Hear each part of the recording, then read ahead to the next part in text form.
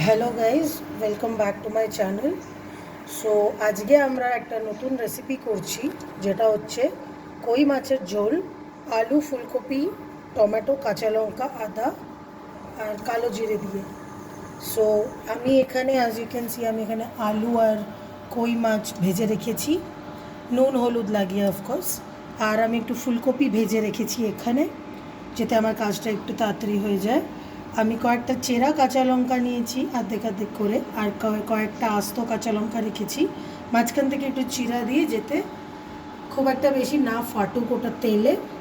Next হচ্ছে আমি এখানে আদা থেতো করা নিয়ে নিয়েছি, আর টমেটো কেটে রেখে দিয়েছি। এটা হচ্ছে একটা ছোট মশলা মিক্স, যেটার মধ্যে হচ্ছে হলুদ, জিরের গুঁড়ো, লঙ্কার গুঁড়ো, ধনের গুঁড়ো আর নুন। এটাতে আমি এখন একটু জল দিয়ে আমি এটাকে একটা পেস্টের মতন তৈরি করে নেব। সো এই পেস্টটা আমি জল দিয়ে করে নিয়েছি, রেডি।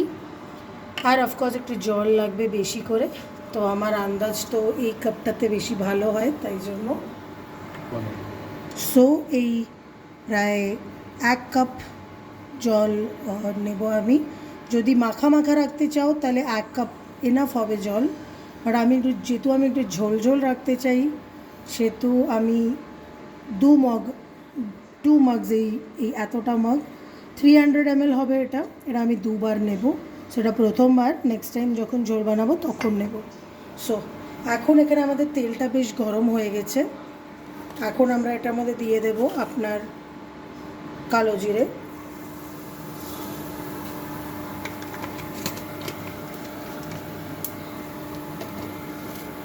কালো জিরেটা দেওয়ার পর আমি দিয়ে দেব বেশ কিছুটা আদা, যেটা আমি থেতো করে রেখেছি।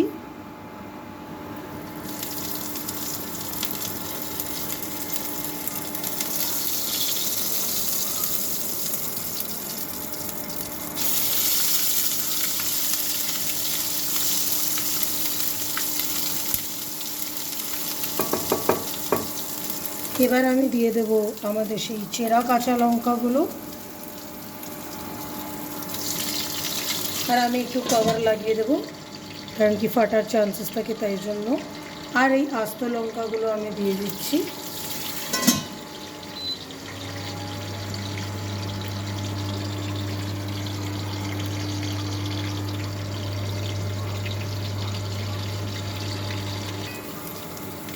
তো আমাদের কাঁচা লঙ্কাগুলো বেশ ভাজা ভাজা হয়ে গেছে। এবার আমি দেব আপনার টমেটো।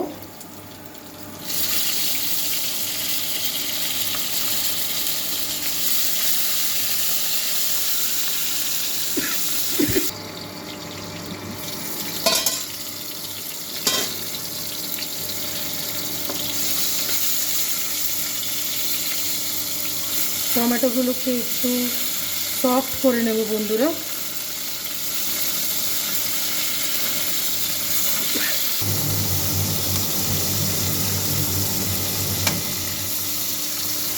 যেহেতু আমাদের টমেটোটা বেশ গলে গলে গেছে, ঠিক যেমনি আমি চাই, এবার এটার মধ্যে দিয়ে দেবো ওই পেস্টটা, মশলার যেটা আমি বানিয়েছিলাম।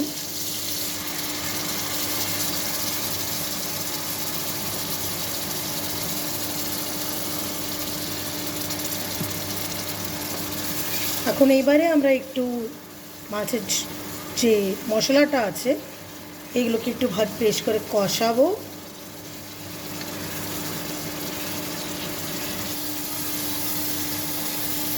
তো এখন দেখছো বন্ধুরা, আমাদের মশলাটা কিন্তু তেলটা ছাড়িয়ে নিয়েছে। বেশ মশলাগুলো ভাজা ভাজা হয়ে গেছে, কারণ কি তেলটা ছাড়িয়ে দিয়েছে মশলাটা পুরো। এবার আমরা দেব আপনার জল ঝোলের জন্য, 1 গ্লাস দিলাম।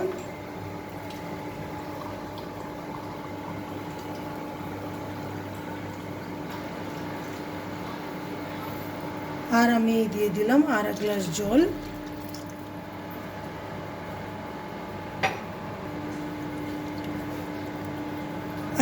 কাপ। সো 2 কাপ বেশ ভালো জল দিলাম, 600 ml বলতে পারো। যারা এমএলজে জানতে চায় তাদের জন্য। এবার আমি দিয়ে দেব ফুলকপিগুলো, ভেজে রাখা ফুলকপিগুলো। আর যে ড্রিপিংস হচ্ছে, এটাকে ড্রিপিংস বলে আসলে, সো এটাও আমি বাদ দেব না, এটাও আমি পুরো এটাতে দিয়ে দেব, কারণ কি এটাতে আমরা মাছ ভাজাও করেছিলাম আর বেশ স্বাদটা থাকে। সো যখনই বন্ধুরা কোনো মাছ বানাচ্ছ, মাছের ঝোল, যখন মাছ ভেজে রাখো তখন এই ড্রিপিংসগুলো কিন্তু মাছের ঝোলে দিতে ভুলবে না, কারণ কি তাহলে টেস্টটা ততই বেড়ে যায়। সো বন্ধুরা এখানে আমি জল দিয়ে দিয়েছি। এখন আমি এটাকে তার সাথে আমি ফুলকপি, যেগুলো ভেজে রাখা ফুলকপি ছিল ওইগুলো দিয়ে দিয়েছি। এবার আমি দিয়ে দেব আলুগুলো।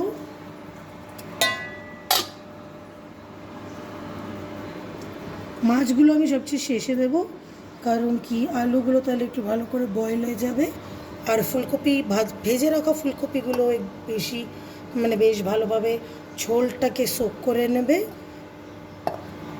লাস্টে আমি দেব আপনার ভাজা রাখা মাছগুলো, আর এটা আমি জাস্ট একবার নাড়িয়ে দিচ্ছি একটু।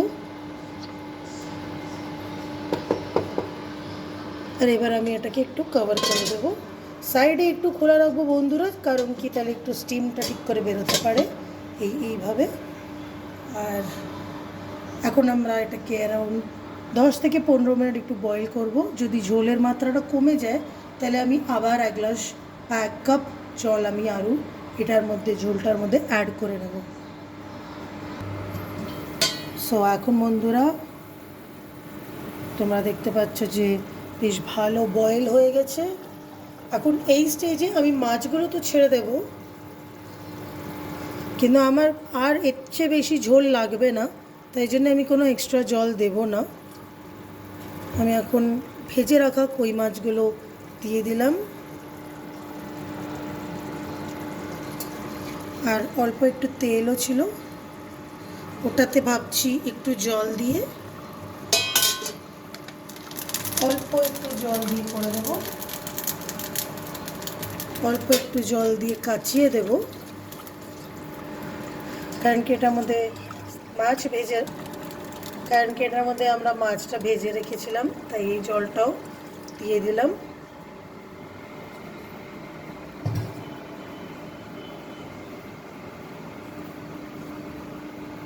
এবার বন্ধুরা আমি এটাকে আরও 5 থেকে 10 মিনিট ফুটিয়ে নেব।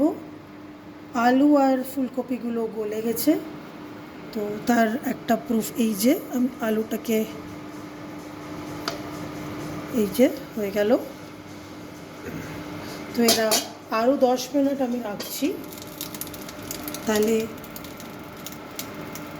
আলু আর ফুলকপি দুটোই বয়েল হয়ে যাবে আরও ভালোভাবে।